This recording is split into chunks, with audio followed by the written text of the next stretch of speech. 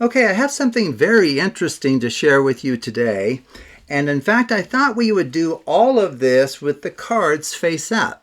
So as you can see, I have the ace through six of clubs and the ace through six of hearts all scrambled up.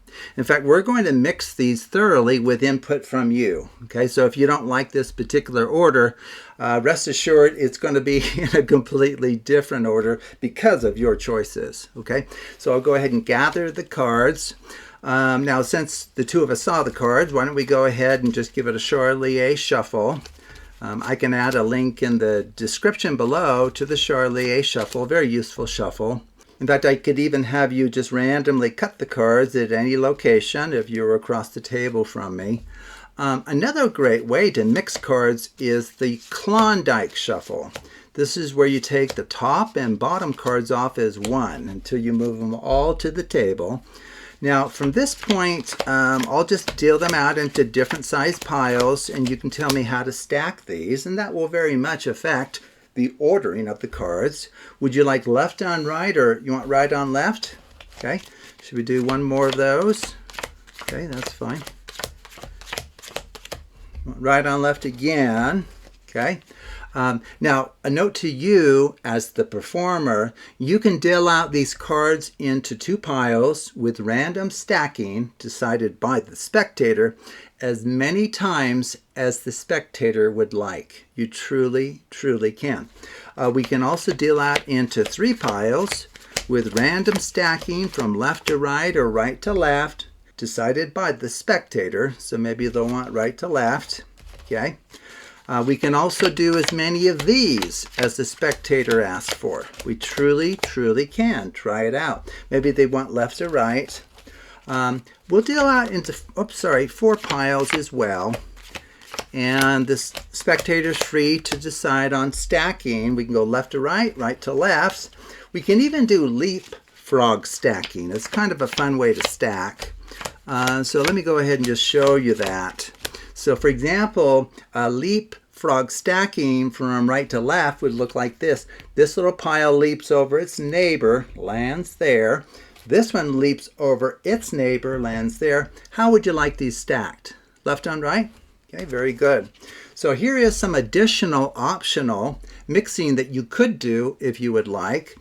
You can perform as many even or odd up jogs as you like, or as the spectator calls for, with random stacking decided by them. Maybe they want right on left, that's fine. Okay, so you can do three more of those or 300 more of those if the spectator calls for it. We can even do a Pharaoh shuffle, and this is kind of a fun one to learn because, so what you do with a Pharaoh shuffle, a little tricky to do it in hand like this, but you break the packet in half. So that's 6 cards and 6, and then you just perfectly interlace the cards. Okay, so technically that's a Pharaoh shuffle, and so that's a great way to mix as well. Okay, well, I think you would have to agree that the ordering of these cards is beyond anything any of us could have anticipated, with choices being made by you along the way. So I think what we'll do at this point is I'll just Klondike pairs of cards to the table. I'm taking top and bottom off as one. That's all I'm doing. Okay. And then we'll see if we've accomplished anything interesting. I'm not sure why I'm not centered on the pad here, but sorry about that. Well, do you see anything interesting? I see almost nothing of interest except these two. We happen to pair up the aces, so that's kind of nice. None of the other ones are actually paired up here. Just the aces are paired. Okay, so I don't know how we were supposed to get anything interesting out of that, but wait a second. How in the world did that happen? The only orange back cards, did someone switch out the cards on me? Are the two aces that we've matched up. All of the other ones are non-matching, but they're of a blue back. How in the world did we do that working together?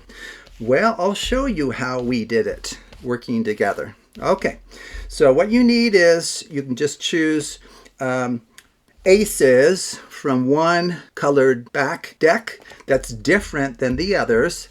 Now the very pairs that you can begin with are the pairs right here, actually. So we're at a good place right here.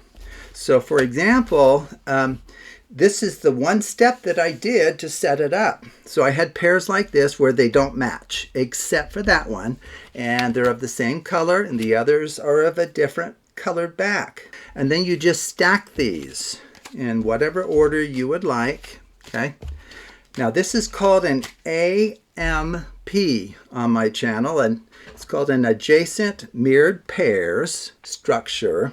So cards in pairs are related. Okay, and we see the aces right here that we're going to reveal at the end. Okay, this kind of structure, as taught on the Absolute Math Magic channel, if you deal it out into two piles, and this is all I did in preparation, randomly stack those, it becomes a 2-cycle with cycle length 6 is what it is. Okay, so a 2-cycle with cycle length 6 relative to the pairings that we just saw.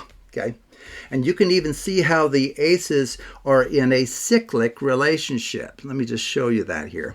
So here we have the top 6 cards. Where's the ace? It's 1 from the bottom of that first cycle.